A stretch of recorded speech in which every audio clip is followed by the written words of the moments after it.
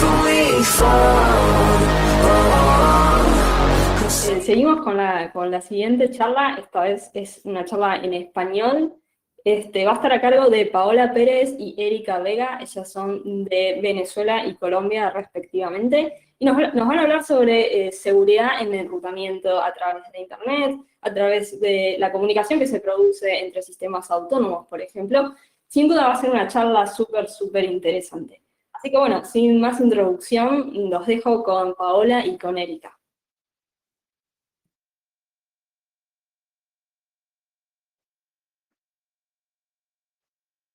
Hola,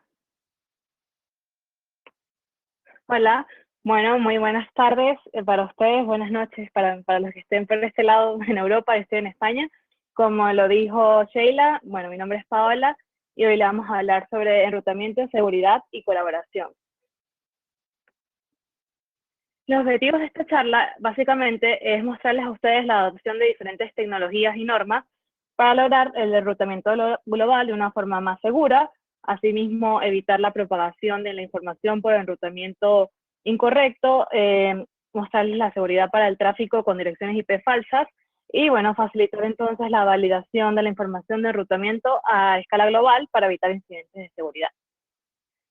Primero vamos a explicarles algunos conceptos básicos. En ese caso, los RIRs o los Regional Internet Registry son organizaciones a nivel global, en este caso son 5 organizaciones específicamente, donde estas manejan el esquema de funcionamiento de Internet y hacen alusión a la asignación de recursos de Internet. En el caso específico de Latinoamérica es la CNIC.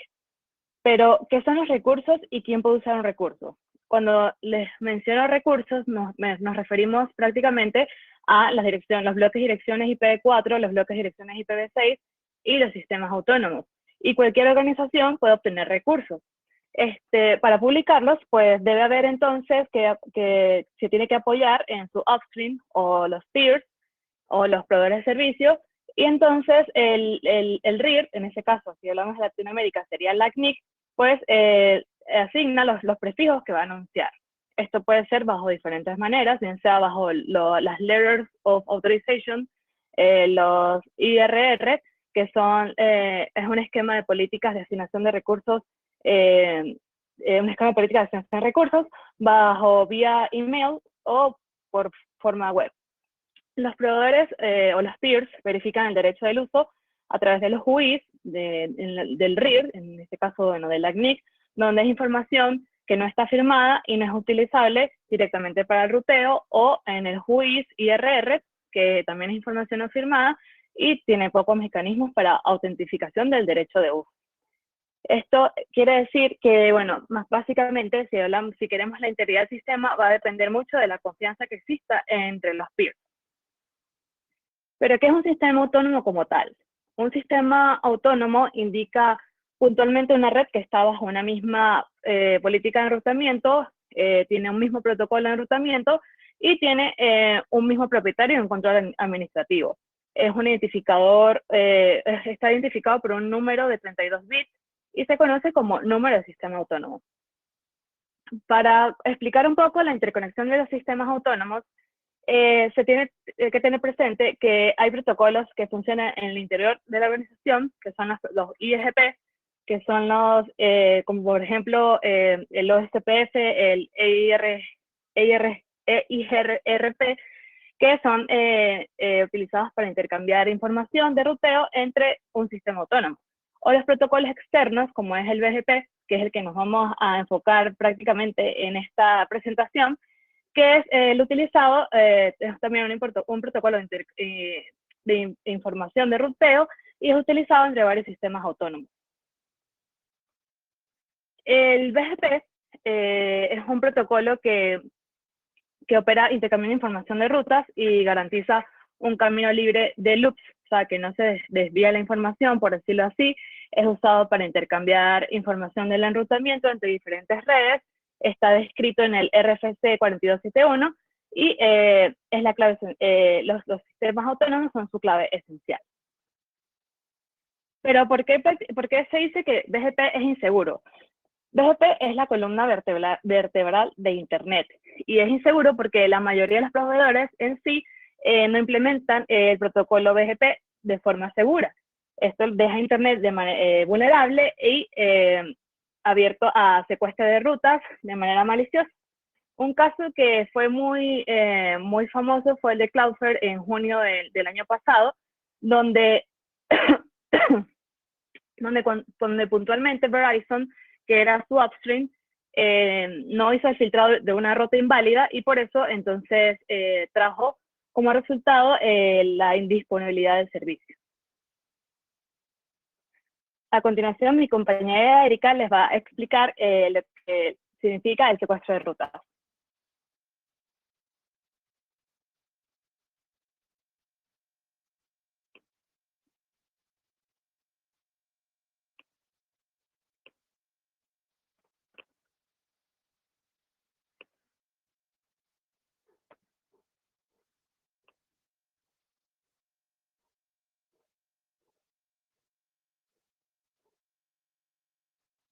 Bueno, un gran saludo a todos.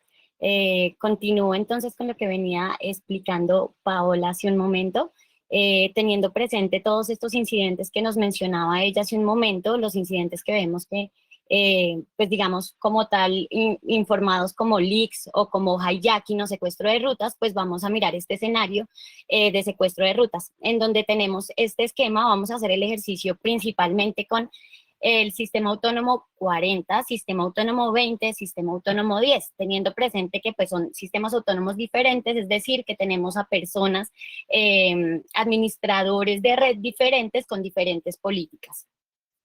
En este caso vamos a indicar que, así como lo estaba mencionando Paola, el sistema autónomo 40 pues es el que tiene como tal ese derecho de uso, el recurso de Internet, que en este caso sería un direccionamiento IPv4 que mostramos aquí, /16, y con el cual estamos haciendo el anuncio, ¿no? El anuncio de lo que queremos mostrar hacia Internet.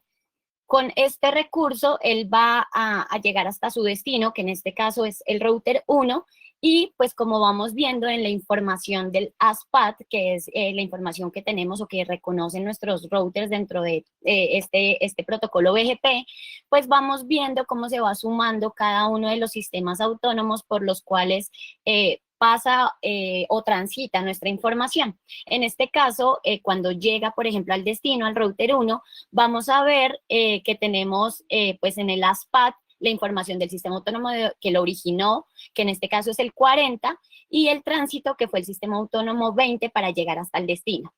Si aparece dentro de nuestro esquema un atacante, el cual en este caso va a hacer el uso de un recurso que no tiene asignado, es decir, va a utilizar su direccionamiento, el direccionamiento IPv4 prefijo 16, para también hacer el anuncio hacia Internet. En este caso, él va a llegar o quiere llegar al mismo destino que teníamos en el ejercicio anterior, es decir, al router 1, y va a utilizar el direccionamiento del sistema autónomo 40. Con esto, pues él va, digamos, a saltarse un sistema autónomo, es decir, que como tal el BGP va a haber una ruta más corta y pues al final va a ser la ruta seleccionada, ¿no? Como teniendo presente cómo funciona BGP, pues los routers van a tomar la decisión y van a ver más cercano el camino por la ruta que les está enseñando el sistema autónomo 30, y en este caso, pues aquí vamos a ver los problemas. ¿Por qué? Porque si el sistema autónomo 40 sigue haciendo la publicación con su direccionamiento 16, pues cuando pase o llegue al router 2, esto va a ser desechado y van a tomar o van a preferir la ruta que les está enseñando el atacante. En este caso, bueno, pues digamos que algo muy parecido fue lo que ocurrió con el incidente que nos comentaba Paola hace un momento de Verizon, que ocurrió en junio del año pasado, ¿no? En donde, pues, fue más como llamativo en cuanto a que muchos servicios de Cloudflare pues eran inaccedidos, y ahí fue cuando se empezó a identificar y bueno, se encontró este problema allí. Teniendo presente esto que les estoy indicando, vamos a pasar puntualmente a explicar cómo es este esquema, uno de los esquemas que se están utilizando actualmente a nivel global para hacer pare a este tipo de ataques. ¿Mm? Como vieron dentro de los incidentes que estaba mostrando Paola, han ido bajando como tal ese número de incidentes año tras año. Es decir, que nosotros podemos concluir que con la implementación, a medida que ha ido subiendo la implementación de esta solución, pues se ha podido atacar un poco, darle como un poco más de frente a este tipo de incidentes.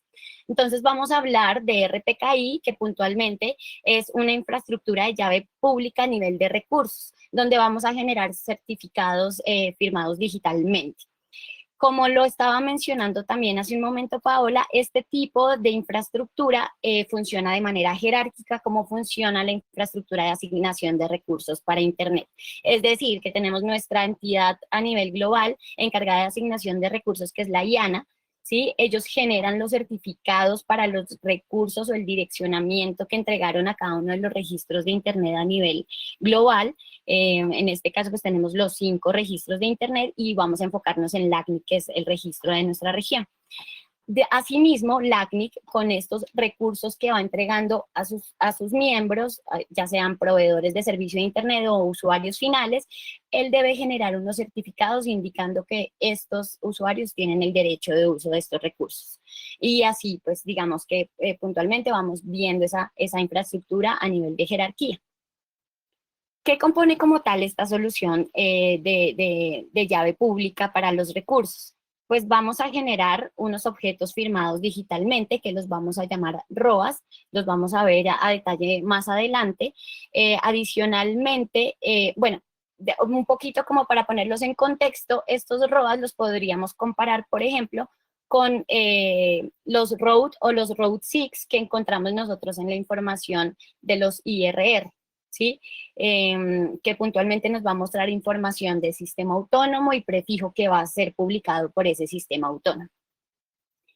Los ISPs como tal pueden definir cómo realizar o firmar sus recursos y esta firma de estos recursos, pues puntualmente la tarea la deben hacer las entidades que tienen los recursos propios, ¿sí? Si han sido asignados directamente por su registro de Internet, pues esta tarea debe ser, digamos, pues realizada. Si nosotros estamos recibiendo los recursos, por ejemplo, de nuestro proveedor de servicio, nosotros somos una entidad como usuario final y estamos recibiendo nuestros recursos de nuestro proveedor de servicio, pues nosotros no deberíamos hacer la tarea de firmar esos recursos porque no son nuestros. La entidad que debería firmar los recursos sería, en este caso, el proveedor de servicios para entregarnos a nosotros un esquema de conectividad seguro.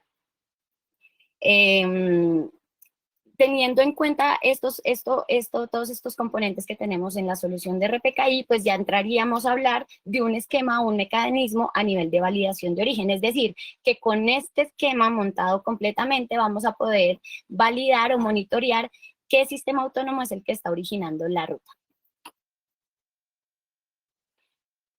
En este momento estamos viendo la arquitectura completa que compone la solución de RPKI, teniendo puntualmente los componentes que vamos a tener allí, indicando que vamos a tener unos repositorios que son unos servidores que están alojados en diferentes alocaciones a nivel mundial y estos repositorios puntualmente van a tener allí la información de estos certificados digitales generados a nivel global. Entonces, cada registro de Internet tiene su repositorio con la información de los certificados digitales que se han generado, es decir, con la información de esos ROAs. Esa información va a ser entregada a un validador que vamos a poner en nuestra infraestructura, que va a estar conectado a todos nuestros routers, a todos nuestros CPEs, y este servidor caché, ¿no? Este validador de caché, va a ser el encargado de conectarse por medio de R-Sync a los repositorios a nivel global, traer la información localmente y entregársela a todos los routers de nuestra infraestructura. Estos routers pues van a replicar la información por medio del protocolo RTR y desde allí cada uno va a empezar a conocer dentro de su información de BGP un atributo más, que en este caso este atributo se llama estado de validación. Y con este estado de validación, él va a poder conocer si está recibiendo una ruta válida, inválida o no encontrada. De esta forma, todos nuestros routers van a conocer la información de las rutas y desde allí se van a poder tomar decisiones a manera futura en cuanto a filtrado, por ejemplo, de esas rutas, si estamos hablando de rutas inválidas, que sería de las rutas pues, de las cuales nosotros deberíamos cuidarnos. Entonces, ya viendo y entendiendo este esquema, pues digamos que podemos decir que esta validación de origen se divide en dos componentes. Entonces, vamos a realizar primero esa validación a nivel de los repositorios. Nuestro caching va a conectarse con los repositorios y va a traer localmente la información de los certificados digitales y nuestros routers van a empezar a recibir esa información, pero a nivel de BGP, es decir, vamos a tener un atributo más en nuestra tabla de BGP, donde vamos a conocer pues los estados de estas rutas. Hay bastante información con respecto a cómo funciona pues el protocolo como tal de conexión entre los routers, que es el RTR, por el cual ellos van a conocer esa información, que está descrito puntualmente en el RFC 6810 y en el 8210, que también pues lo dejo allí como información. Luego de que, pues, digamos, tenemos estos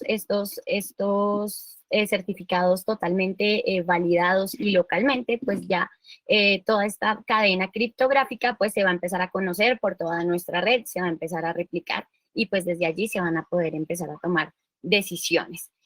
Teniendo presente esto, nuestros routers van a tener una tabla de enrutamiento y van a tener una tabla de validación adicional.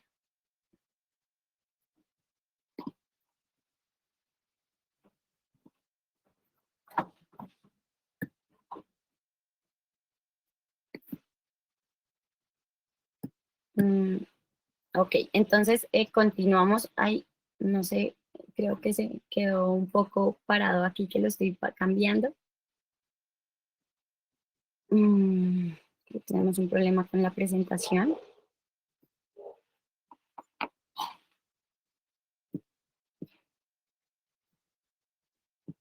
Pau, tenemos un problema con la presentación. Perfecto, ya. Listo, entonces continuamos a la siguiente slide.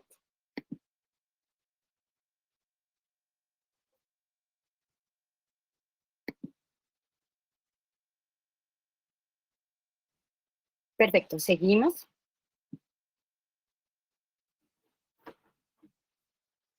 Ok, entonces acá ya vamos a ingresar como tal a comentarles o explicarles cómo se genera este certificado digital del que hemos estado hablando, que es este ROA, ¿no?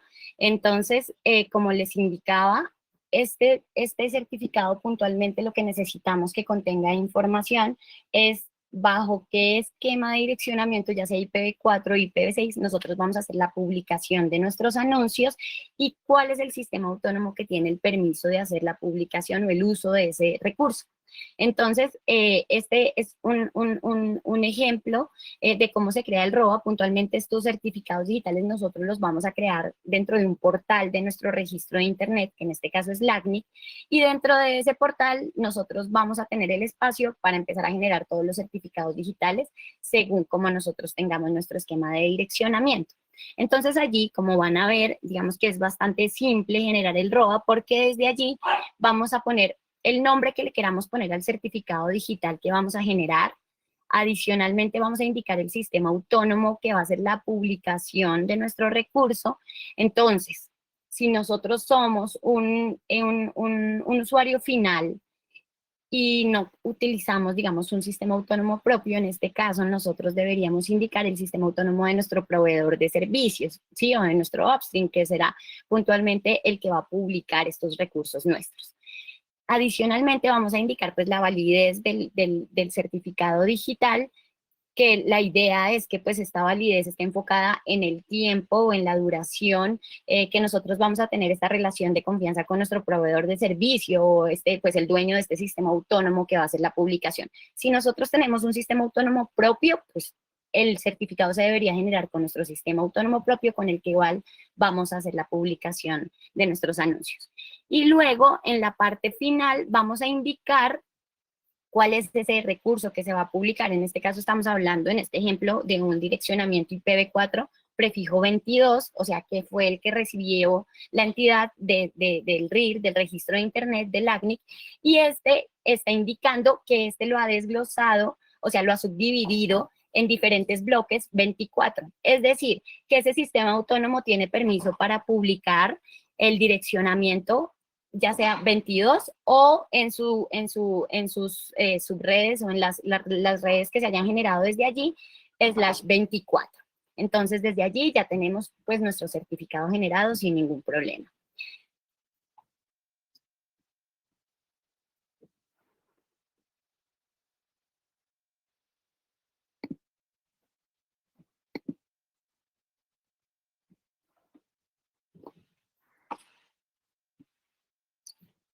Perfecto. Entonces, ay, Dios mío, es que está moviendo un poco la presentación porque tiene ya. Bueno, luego, una vez generado pues este certificado, entonces, como les estaba comentando, nuestros routers van a tener también una tabla que va a ser la tabla de validación, donde van a empezar a recibir información del prefijo, ¿sí? Cuál va a ser ese máximo y ese mínimo en el cual se ha dividido nuestro prefijo, como el ejemplo que les estaba mostrando hace un momento, en donde decimos que el prefijo el recibido era un 22, pero lo habíamos subdividido en prefijos 24, no sé, para entregar a otros clientes. Entonces, ahí vamos a entregar esa información y el sistema autónomo que está originando como tal la ruta. Y de igual forma, pues aquí vamos a conocer cuál es este estado de validez que vamos a tener para estas rutas, teniendo 3 estados puntualmente: estado válido, estado inválido y estado no encontrado. Cuando hablamos de una ruta que está en estado válido, pues ya estamos hablando puntualmente de que tanto el número de sistema autónomo como el prefijo y pues su división de prefijo coinciden con la información que está en el certificado generado digitalmente. Es decir, cuando nuestro caching vaya a validar la información y se la entregue a los routers, ellos van a revisar y van a conocer si la ruta es válida o no. Si estamos hablando de un estado inválido, pues puntualmente es cuando la información de esa ruta que estamos recibiendo no coincide con el certificado que hemos generado en el ROA o con el certificado, pues con ese certificado digital. Es decir, que nos está haciendo la publicación un sistema autónomo que no conocemos, que allí es cuando, digamos, pues debemos tener cuidado, o pues está publicando un prefijo que no es el que corresponde, ¿sí?, al certificado. Y cuando hablamos de un estado no encontrado, pues es cuando puntualmente no se encuentra ningún certificado digital firmado, no se encuentra donde existe un ROA generado para esto. Entonces, allí hablamos de rutas no encontradas. Teniendo presente esto, pues digamos que a nivel general podríamos decir que en nuestro esquema, pues nosotros vamos a poder generar estas políticas de ruteo basadas en esta información. O sea, tengan presente que RPKI como tal es un esquema de información, es un esquema que a nosotros nos entrega información que normalmente no es posible ver con el funcionamiento de BGP normal, ¿sí? Es decir, que cuando nosotros activamos RPKI, generamos un esquema que nos entrega más información dentro de los atributos que vemos en nuestro router. Y con esa información es que nosotros vamos a poder tomar mejores decisiones en cuanto al filtrado que realizamos en nuestra red, teniendo presente que, pues, estos 3 estados, ¿no? Y como los estaba explicando, pues, teniendo presente eso, por ejemplo, vamos a ver que a las rutas a las que vamos a tener mayor cuidado, pues serán estas rutas que vayamos a encontrar en estado inválido, ¿no? Entonces, desde aquí vamos a poder generar estos filtros en nuestros routers de borde de nuestra red para protegerla y, pues, digamos así, proteger el tráfico entrante y saliente de nuestra red. Y bueno, pues podemos dejar ya otras políticas más puntualmente de que sí permita las rutas válidas o las no encontradas, porque al final las no encontradas son puntualmente rutas que no se han generado el certificado, pero no quiere decir que sean rutas maliciosas. Teniendo esto, este esquema presente, pues ya, digamos, voy a entrar a hablar un poco de las normas mutuamente acordadas para la seguridad en el enrutamiento, traducido como Manners, que al final pues es una iniciativa a nivel global que fue creada en el año 2014 y que es totalmente respaldada por Internet Society. La idea de estos acuerdos que se hacen a nivel global, pues es que podamos generar un esquema de enrutamiento en todo el mundo de manera segura. O sea, que todos los diferentes sistemas autónomos que tenemos, las diferentes redes que se interconectan entre sí, hagan 4 simples acciones que enlistan allí para lograr, pues, entregar, generar un sistema de enrutamiento seguro y entregar información segura, pues, a nuestros peers. De igual forma, en estas normas mutuamente acordadas, nos entregan los 4 puntos que nosotros debemos ejecutar dentro de nuestra red o estas acciones, enlistándolas de esta forma: filtración, anti-spoofing, coordinación y validación global. Teniendo como en el punto de validación global, que allí se están refiriendo puntualmente a implementar este esquema de RPKI de validación de origen en nuestra red. Con esta validación global, pues todos los peers al final van a poder conocer los estados de las rutas y vamos a poder estar un poco más seguros a nivel de monitoreo. En cuanto al punto 3, que es el de coordinación, pues ya más que todo se enfocan en cómo nosotros debemos informar, publicar la información de nuestra red, de los administradores de nuestra red, cómo debemos indicar, por ejemplo, las alocaciones donde tenemos nuestros puntos donde publicamos nuestros servicios. Por ejemplo, allí ya hablamos de herramientas como PeeringDB, como Whois. Si ya pasamos a la segunda acción, pues vamos a hablar de anti-spoofing, que puntualmente pues es una solución para prevención de tráfico de direcciones IP de origen que son falsificadas.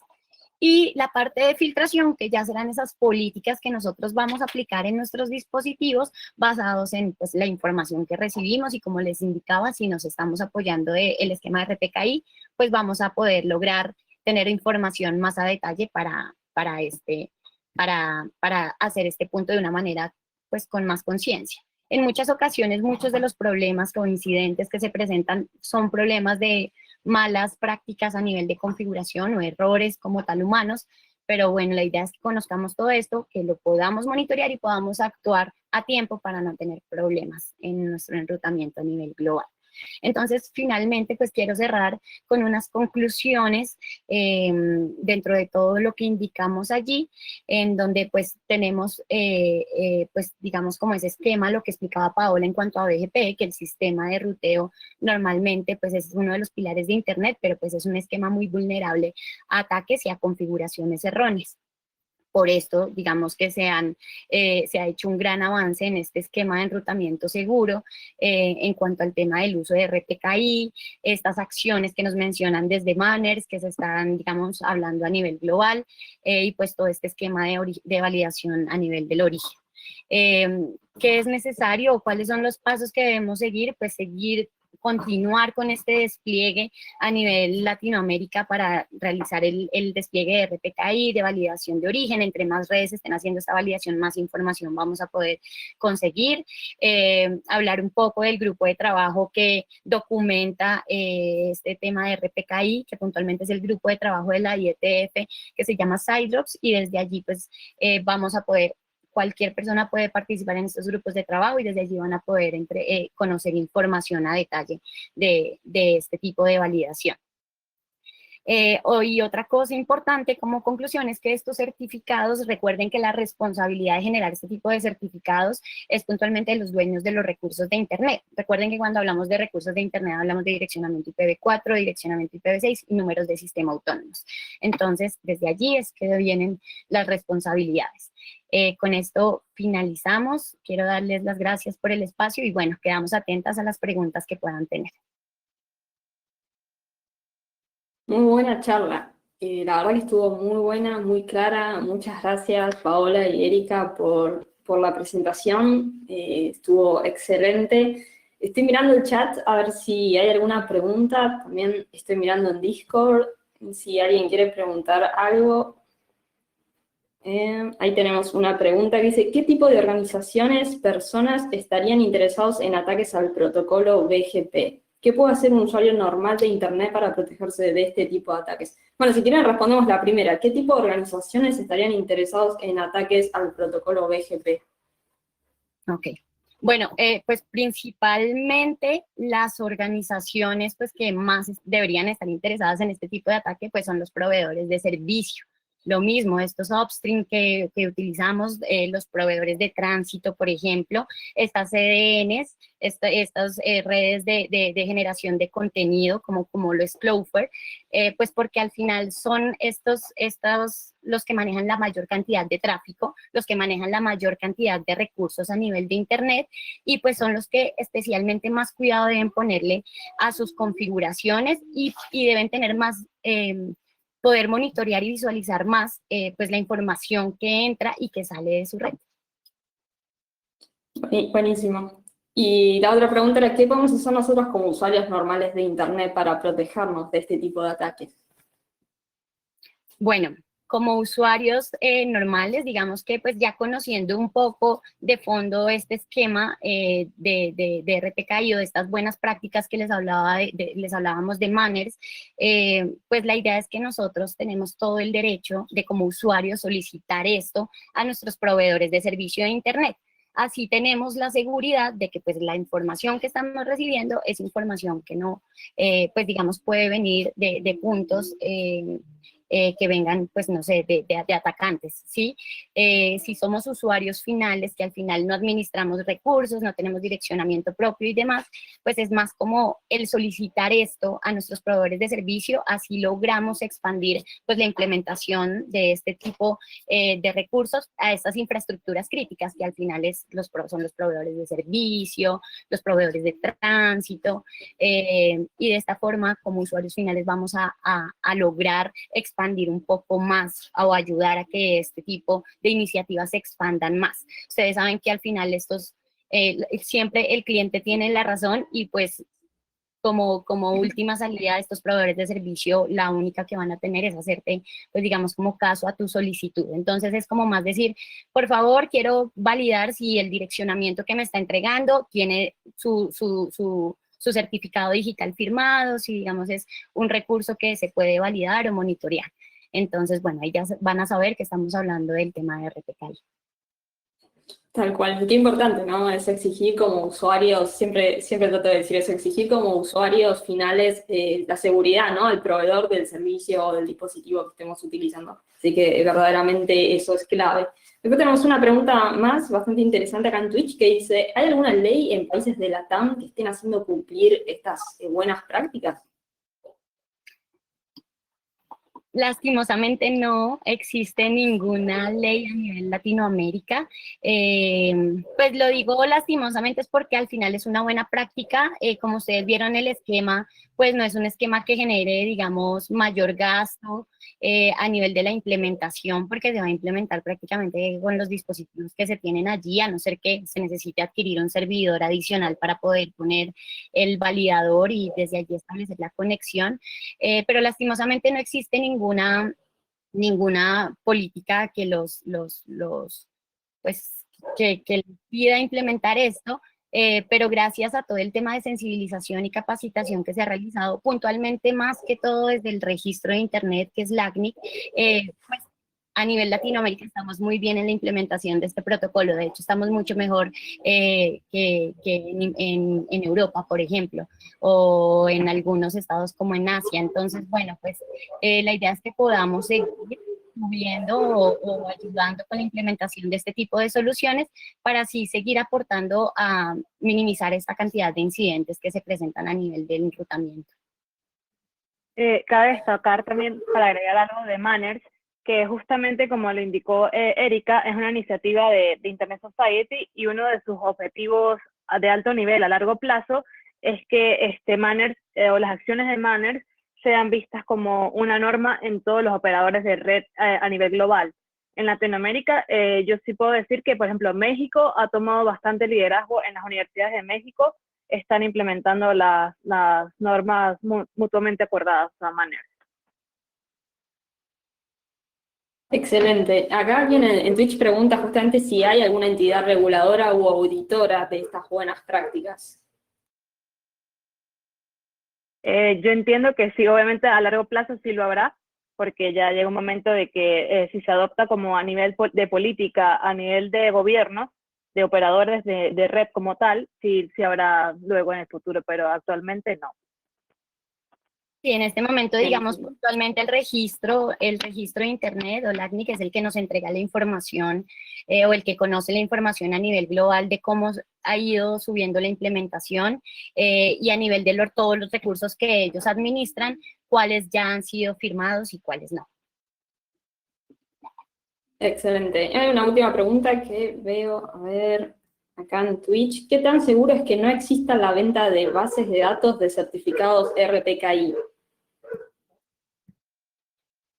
Bueno, como tal, la venta de certificados RPKI pues no va a existir y no va a poder existir porque recuerden que utilizamos el mismo esquema que utilizan para asignación de recursos. Es decir, que la única persona que va a poder tener el permiso o el poder de generar el certificado, es decir, de ingresar, porque esto lo hacen directamente desde un portal del RIR, del registro de Internet, o sea, es totalmente controlado por ellos.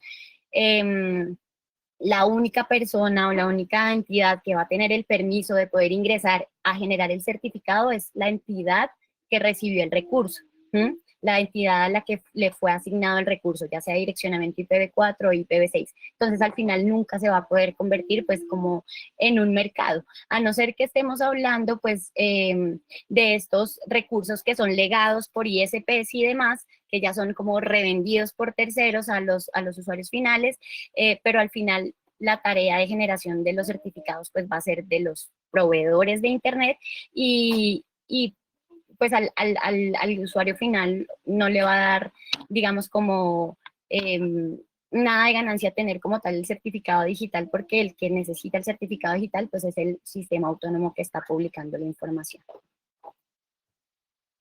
Claro, buenísimo. La verdad que, como dicen acá en el chat, nos dejaron un montón para investigar. Es un tema que está verdaderamente muy bueno y se nota que las chicas que lo explicaron, las speakers son unas genias, realmente tienen muy claro el tema. Así que realmente le agradecemos un montón a Erika y a Paola por haber compartido su conocimiento con nosotras en esta edición de NotPinCon. Muchas gracias y en unos minutos seguimos con la próxima charla.